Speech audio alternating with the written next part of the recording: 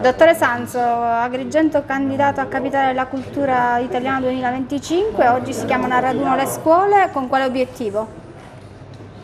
L'obiettivo di coinvolgere le scuole a far parte a tutti i processi che si attiveranno per Agrigento Capitale della Cultura 2025. Daremo un contributo autonomo e originale, naturalmente coordinato con il comitato di coordinamento del processo di accesso alla candidatura. Ogni dirigente presenterà una propria idea? No, il commissario proporrà un'idea, sull'idea faremo un ragionamento, se l'idea viene accettata bene, se non viene accettata vediamo che cosa viene fuori e se viene fuori qualche cosa, dopo l'idea facciamo un progetto e dopo un progetto mettiamo in piedi un programma di lavoro. Qual è la sua idea? Non sarebbe corretto anticiparla, però diciamo che la mia idea è di fare una manifestazione, almeno una manifestazione in ogni comune dove c'è una scuola superiore, con attività, in questo caso l'idea che lancio è di fare teatro in lingua siciliana, ma con testi non tradizionali, devono essere creati dalle scuole. E quindi le scuole che hanno questa inclinazione faranno questo.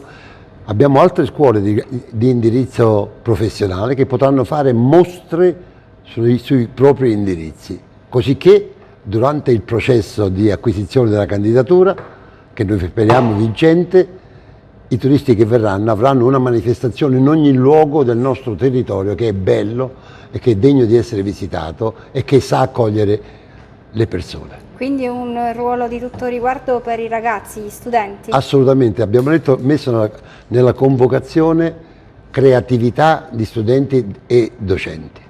Presidente, fra pochi giorni la presentazione del dossier per la candidatura di Agrigento a Capitale Italiana della Cultura 2025, oggi al raduno si chiamano i dirigenti scolastici, facciamo un attimo il punto della situazione. Anche questa è un'occasione particolarmente propizia per arricchire la proposta progettuale che sarà presentata, come lei diceva, entro il 13 di settembre. L'appuntamento di oggi è importante perché affidiamo un ruolo fondamentale nella gestione non solo di questa fase progettuale, ma eventualmente di quella realizzativa alla scuola, che è il perno del trasferimento del sapere, della formazione delle coscienze e della sensibilizzazione delle nuove generazioni.